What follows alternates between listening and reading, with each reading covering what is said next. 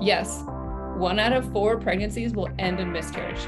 But the part they don't tell you is 30% of those losses are preventable. Let me just tell you, you have to be so passionate about what you do. And so it's like, I needed that life experience. I needed to suffer that. I needed to have that pain to really have the drive and the passion to keep going. This is Raw and Real Entrepreneurship, the show that brings the no-nonsense truth of what is required to start, grow, and scale your business. I am your host, Susan Sly. Well, what is up, Raw and Real entrepreneurs, wherever you are in the world? I hope you're having an amazing day. And I want to ask you a question. Do you or someone you know have the experience of suffering a miscarriage? Because it's devastating. I know that I had a second trimester miscarriage years ago, and up until recently, it wasn't something that anyone was talking about. And the founder I'm going to interview today, she endured that herself. She suffered 7 miscarriages and 2 rounds of IVF. And the second of which, gratefully, she had a son as a result, but she understood the pain emotionally, physically of infertility. And she is the inventor of the first and only FDA cleared test to confirm ovulation at home and is changing lives. I went and read customer testimonials, and I think of all the founders I've interviewed, it must be such a blessing to wake up and see all of those gratitude messages each and every day. And so when this founder decided she wanted to have another child without going through IVF, she used her background in hormone signaling to uncover a problem with ovulation, which caused a progesterone deficiency. And it's also called luteal phase defect. And so we're going to get a little technical today, but I know this is going to be a must share, must listen to, must take notes. So if you're driving, keep listening, but go home and then play it again and take notes. So with the help of a very inexpensive progesterone supplement, this founder and her husband were blessed with their daughter, and she invented the original PDG test in her basement to help women identify problems with ovulation at home, and started selling them in plastic bags on Amazon with a $50 logo from Upwork. So my guest today is a mom, is a badass, is the one and only Dr. Amy Beckley, PhD, and the founder of Proov. Amy, girl, Well, what a journey. Yeah. I want to ask you, there's a lot of discussion about infertility, and finally there are people like Jennifer Aniston is talking about her journey with IVF.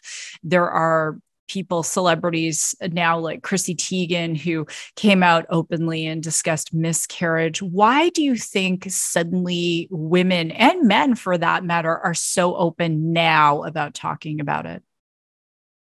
I don't really think they're open now.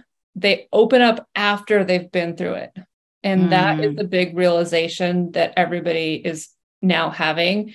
It's like, oh, I went through this. And then now they kind of open up. And it's because when you're in it, when you're a woman, people call it the biological clock. It's like you almost one day wake up and you're like, oh, it's time to have a baby. Like I'm married. I found that partner that I want. I'm got that good job. Let's, try to build this family. And then it's so frustrating and it's so demeaning as a woman to not do something so simple.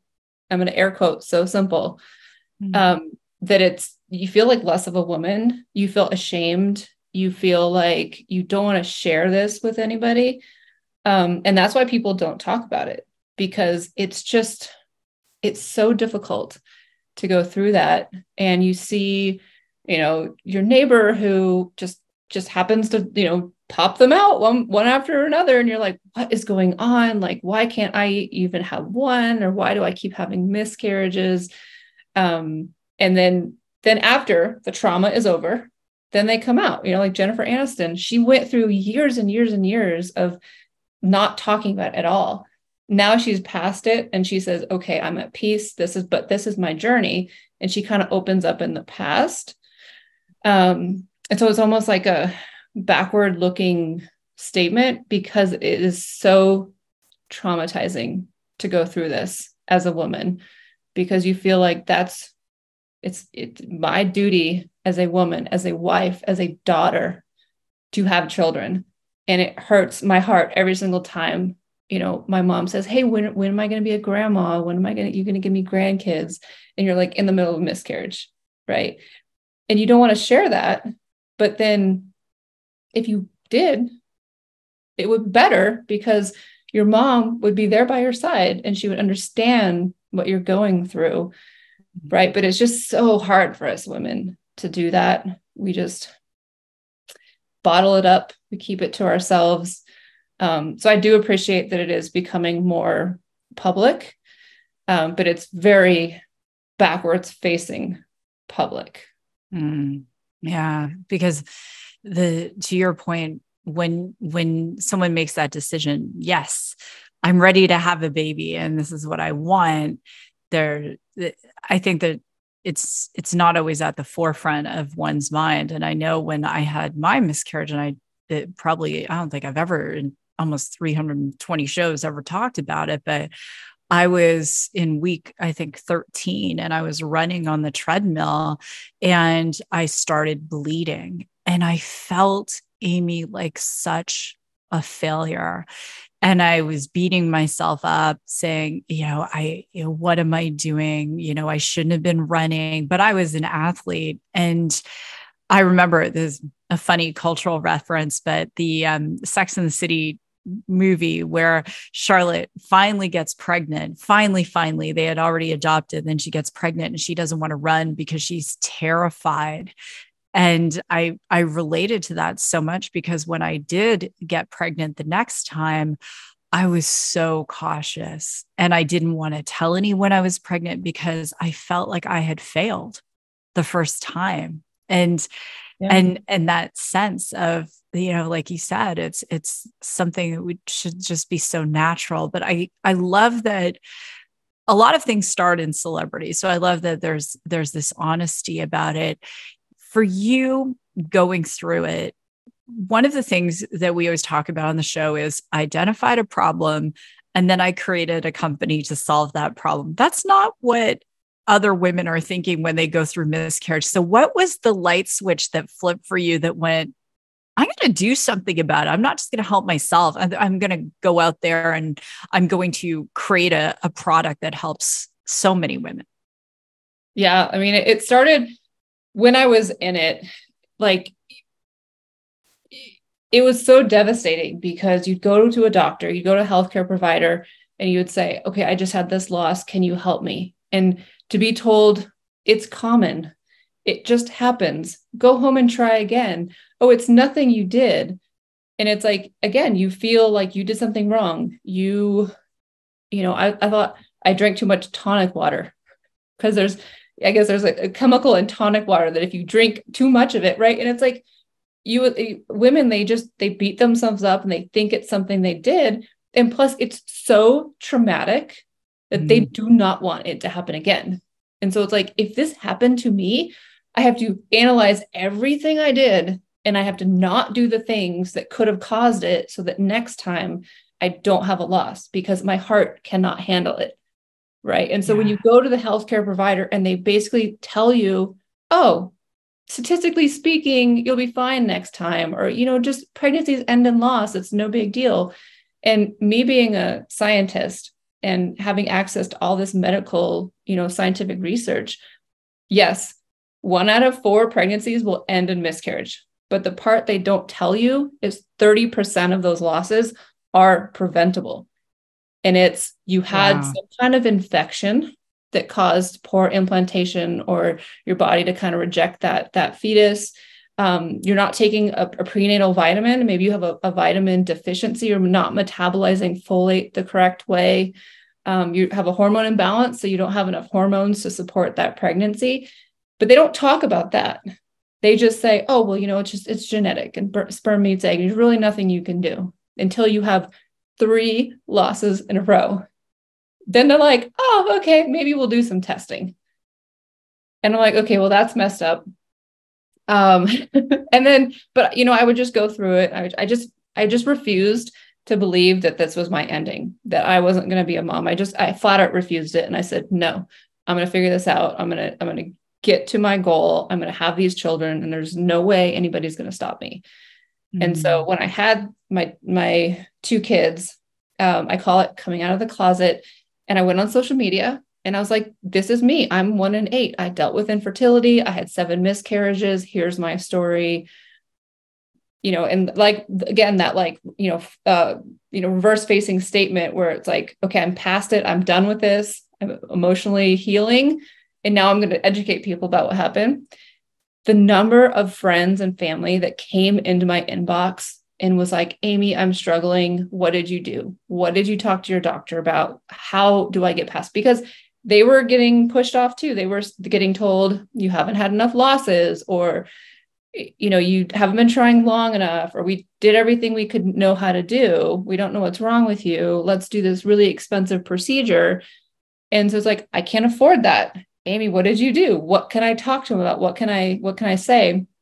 And so I taught them how to be their own advocate and to ask better questions and how to ask those questions to get the right care. And that's where, I'd helped, a couple of family members, multiple friends finally get pregnant. And then I had a friend call me and she's like, Amy, you got some magic secret sauce that you need to tell the world. And so I felt like it was a tribute to those babies that I lost. Like it was their purpose that they had brought me to this discovery that I made, that there's not a good diagnostic for one of the most common causes of infertility and miscarriage. And there was no good diagnostic for it. And so it's just like nobody knows it's happening. You go through, really expensive IVF to kind of fix it or cure it. That it was kind of my duty to just be that person that educated and empowered, women, couples to go, build their families.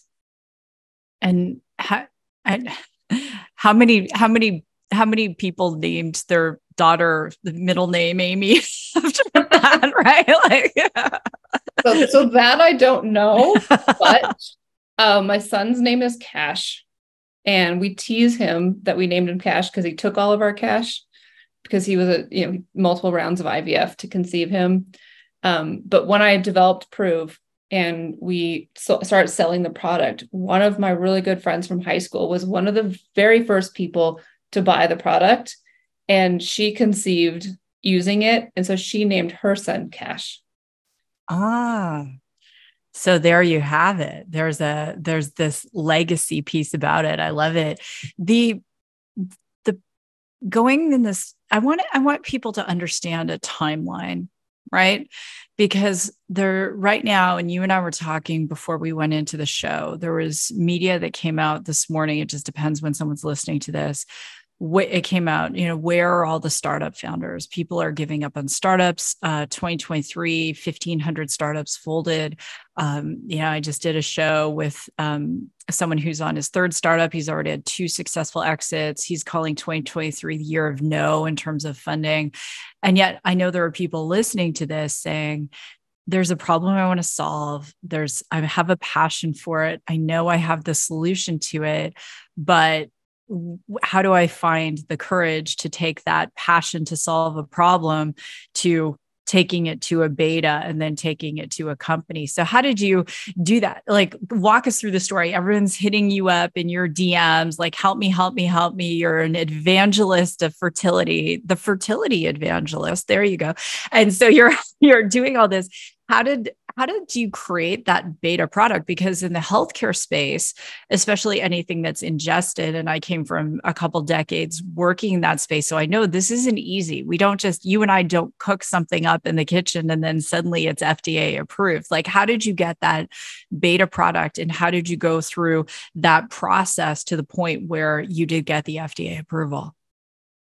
Yeah, I mean, it was just one of those things where it was like, I have to try. I have to do this. It wasn't about money or fame or can I get VC funding and can I be on the cover of Fortune magazine or any of that. So I didn't know a single investor. I could care less. It was all about, did I have the knowledge to help people? Because I knew how emotionally devastating it was and how much of a lack of resources there were. And so it was a simple thing. I'm going to invent this product. I'm going to show it to the world. And if it's a good product and they want to use it, they will buy it. And then I will keep making it. And I'll make it, they'll buy it, then I'll make more, and then they'll buy it and I'll make more. And that was it. And it was just like, I'm here to provide a service and to help people get pregnant. And this is my idea. If it's a bad idea, they won't buy it. And then I'll go about my merry way and say, at least I tried. Right. But the opposite happened. They loved it, kept buying it. And then we just kind of like grew and got more and more traction. How did we create a medical device? Well, I literally went to FDA.gov and read the rules. That's literally what I did. I love it. It was myself and that friend that had called me on the phone. She was a patent attorney and she had done clinical studies. She works at a university, and we got on planes. We met somewhere. We were in like a lobby of a hotel of like Hampton Inn or something. And we literally had our laptops open and we were reading FDA.gov. We're like, all right, how do we do this? What is it? Right. And we were scientists and we knew that this was a good idea. And we wanted to make sure there's a regulatory pathway. And there, happened to be, and we just wrote down, okay, this is what we need to do. This is who we need to contact. This guy will make it for us. How much money do we need? And then we launched a crowdfunding campaign and we said, we need $50,000 because that's how much it's going to cost to make this initial batch that will sell. And if we sell, we'll have enough money to make the next one. It's kind of that circle. And so that's what we did. We launched a Indiegogo crowdfunding campaign. And this was back in 2016 when it wasn't as popular. I think there's so many of them now that it's like, throwing a penny into a huge wishing well, you just get lost. But yeah, we just did a crowdfunding campaign and, had this idea, and we had a Facebook group of people that knew all about cycles and fertility. It got shared in that group and we got 100% funded in 48 hours. Wow. And that's incredible. And I hope everyone is getting this, because one of my dear friends and I invest in her company, full disclosure, is Lori Harder. And I asked Lori on the show in terms of creating the company. She said, I Googled, everything we want to find is out there if you search for it. And so because you're a scientist and your friend is a patent attorney, so obviously very logical, very linear. So you can go and look at this, and the FDA.gov goes, do this, do this, do this, do this. Looking back, let me ask you, because when you talk about it, and I start to laugh, but the Amy currently, if you could look back in time and give Amy, when you're starting this process, any advice, is there anything that you would have said, hey girl, do this differently? I've had that question asked to me a few times, and the answer is always no, because I think it would have been different if I had done it differently. And I don't know if I would have made it to the end.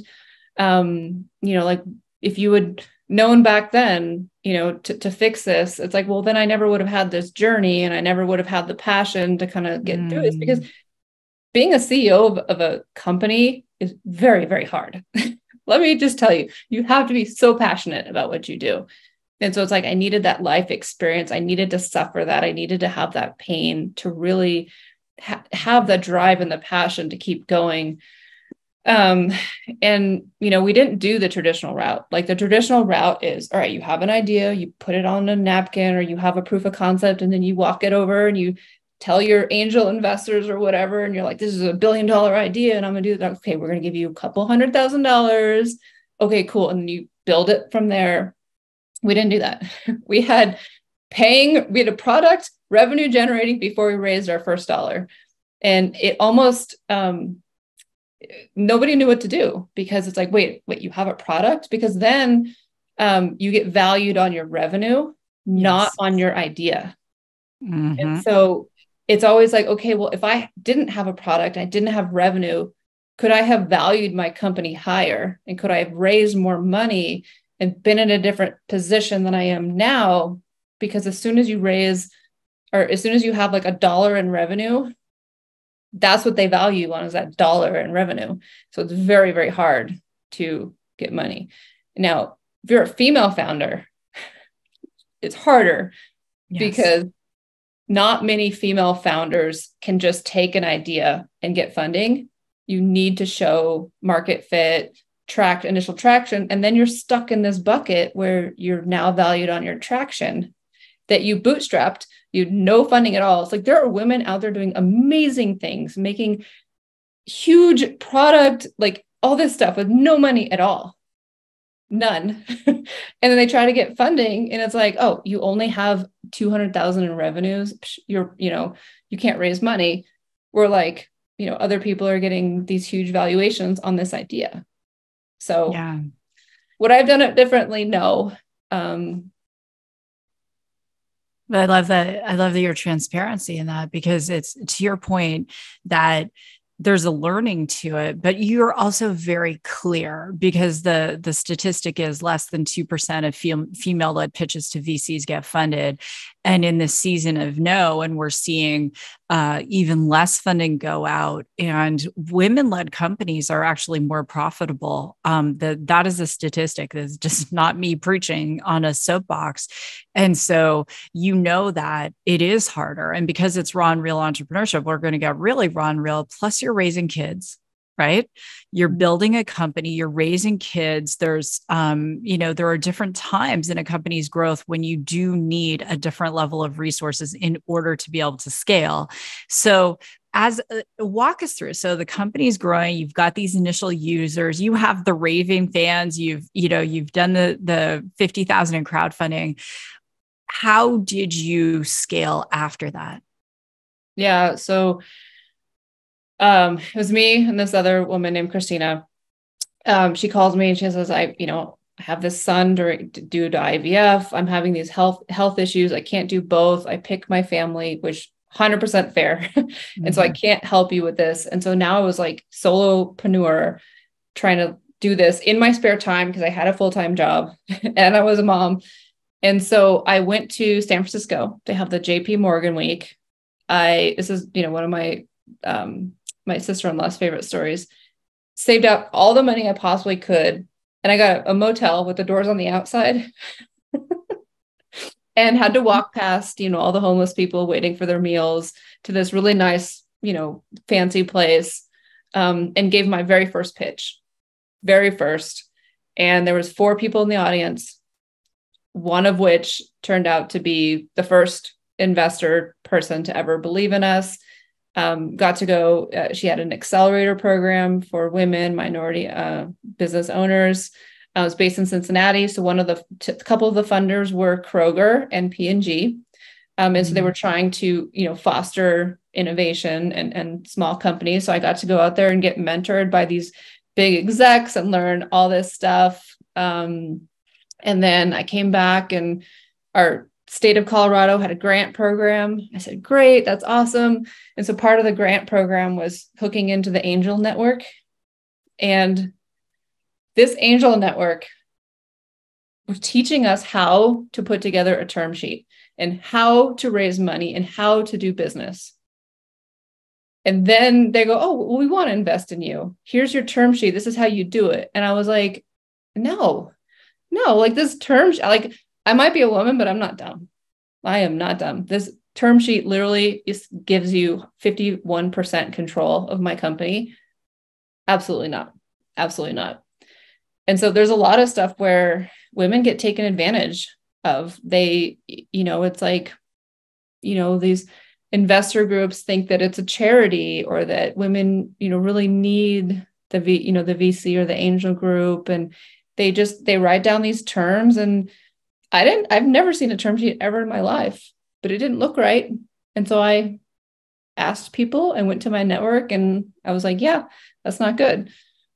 So, the best advice I can give, for other founders in that position is never feel like you have to do something. Like if you're in a position where your next meal comes from this one person, this one situation, that is the worst position to be in, because you're going to get taken advantage of. You're going to have to lower your standards. And so I've really tried to not be in that position. We've always raised money when we didn't need to. Like, obviously you need to raise money, but we weren't in the position where we were down to our last $2 in the bank account. And so we're able to get good partners, good people on our team. We're always, growing and thriving. And that stuff matters, because if you come into a situation and you're like, I don't have any money, I'm, all these bad things, it makes you very vulnerable. Yeah, that's great advice. I wrote this down.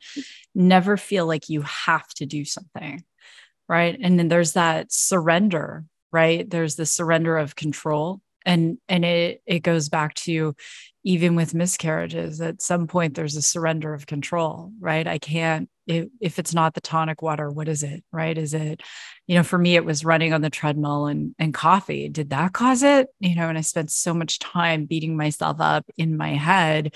And like you said, whether it's raising money or growing the company, that there's a piece of it where you're out there giving your best self every single day, and you're learning and you're growing, and things might not be coming together the way you want them to, exactly the way you want them to, and exactly how you want them to.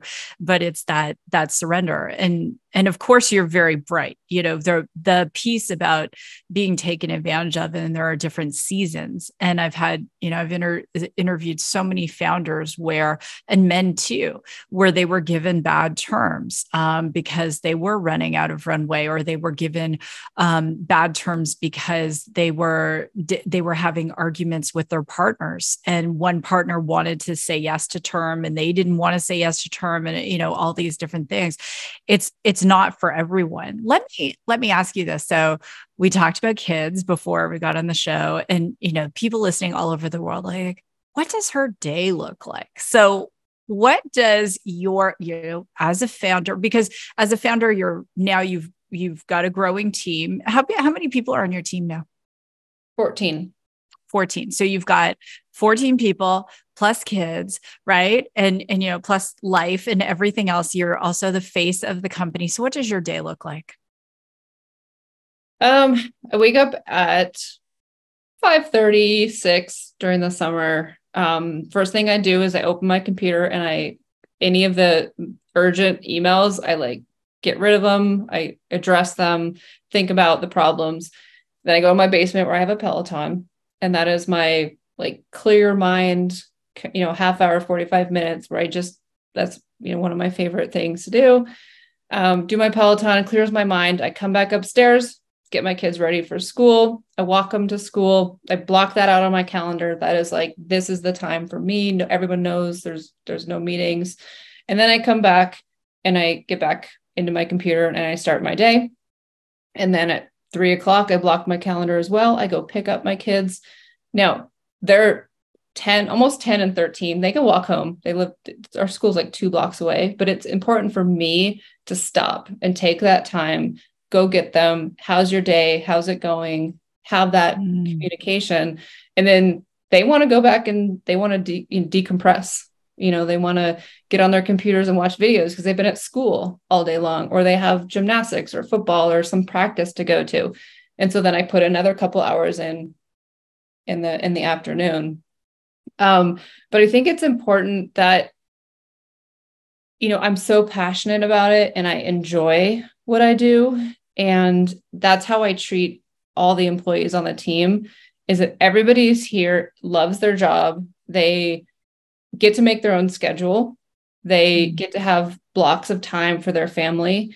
And it's you have to account for that.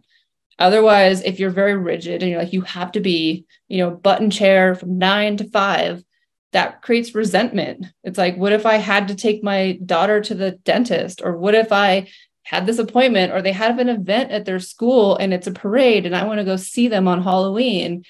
Then they're going to start resenting their job, which is not a good situation for anybody. And so whatever you're going to do, block it off in your calendar. So I know not to do meetings with you. You get your job done. If that's, you want to come in Friday nights and do your work, fine, great. If you're super efficient, you can get it all done in 4 hours and your job's done and you're doing amazing. Awesome. More power to you. But I mean, it really starts with making sure they enjoy what they're doing. And that's for me, that's for all of my employees. Because as soon as you transfer it to being work and it's not a good environment, the work product goes down, the passion goes down, and it's not a good situation for anybody. And so forcing people to do things is not the game at any point. And so, we talk to our employees and they say, oh, my, school schedule changed and now I have to do this. Okay, great. Let's work around this. Let's change this meeting. Let's do that. Or it's like, what, I thought I wanted to do this job, but I really actually hate it. All right, what else are you good at? Like, let's try to figure this out. Because you get your best work done by employees who are passionate and they appreciate you, and the employers see them and they see that they're doing a good job. So. Well, it seems to me too that there's that. I love that you were sharing that, Amy, just in terms of managing the team, because there's we will never be able to get pregnant if we're super rigid, right? It's the same thing. What's the first thing the doctor says? You got to relax, de-stress, right? And it sounds to me that the ethos of the mission of the company, which is so beautiful, and is how you, it's not just serving all of these women who want to get pregnant, it's how you're serving your team. I want to ask you, I'm sure you get a lot of gratitude messages. Is there one that sticks out for you? I think the one that I'm most proud of is helping my sister have my nephew. She's 8 years younger than I am. And she saw me, she saw the journey, she saw everything I went through. And she got married and she took her IUD out and she called me. She's like, Amy, I'm ready to have a baby. I just want to be prepared. I don't know what's going to happen, and she was very, very proactive. So she's a teacher. She's a type A. She's a planner. I love her for that. But she opened up to me before she even had any issues. And she was like, cool, this is amazing. So she got Proov and she tested. And, her levels were low. And I told her, and she got pregnant and started having complications during her pregnancy. And I reminded her to talk to her doctor about certain medications, and she got them, stopped bleeding, all that fun stuff. And now I'm actually going to go see my nephew in a couple of days. We're going to go to Disneyland. And it's one of those things where it's like, that's my proudest moment, is to know that I saved her from dealing with what I had dealt with. And it kind of goes back to the top of this, where it's like, I want to help people before they go through this pain, but it's really hard because women have to go through the pain first, right? And so how do you train people that, if you just take this extra step now, you might save yourself from all this stuff in the future. And I'm just so thankful that my sister did that. She trusted me. She called me. As my favorite. Thank you for sharing that, Amy. As you're speaking, I think about all of the women listening and the work you're doing with Proov test. And I know, like, this, it's one thing. And like you said, it's getting out in front of it. And so many of my girlfriends, though, I'm 50, and, some of their daughters are now starting to have kids. And there were a lot of miscarriages that happened during the pandemic. And it was such a lonely times. Like, I can't, you can't go out with your girlfriends after and have a good cry. Like, it's this isolation. And I just want to commend you for all of the women you're helping, as a woman who did have a miscarriage, and thank you for bringing it to the forefront. And I just want to encourage everyone listening, if you know someone who is trying to get pregnant or thinking about getting pregnant, share this episode, share prooftest.com. And Amy, I hope you have the best time at Disneyland because it's, it is such a fun place to go with your nephew. Are you bringing the other kids too? Or is everyone going? Yeah. Nice. That's awesome. Well, Amy, thank you so much for being here on the show. And thank you for all the work you're doing. And there's I also, as a woman in STEM to another woman in STEM, where Amy and I were laughing, we're both hand talkers. So I'm just going to give you a virtual high five through the Zoom. Yeah.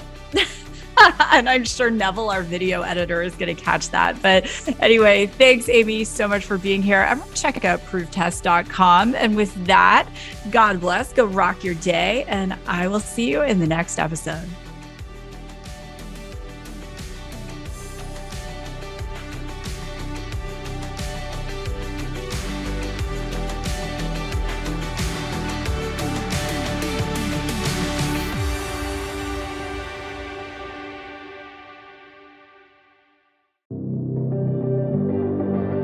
Are you currently an employee looking to start your own business? Maybe you've been thinking about it for a while and you're just not sure where to start.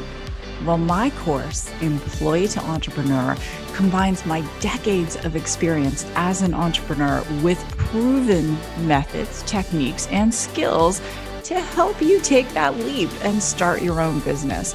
This course is self-paced, learn on demand, and comes with an incredible workbook. And that will allow you to go through this content piece by piece by piece, absorb it, take action, and then go on to the next module.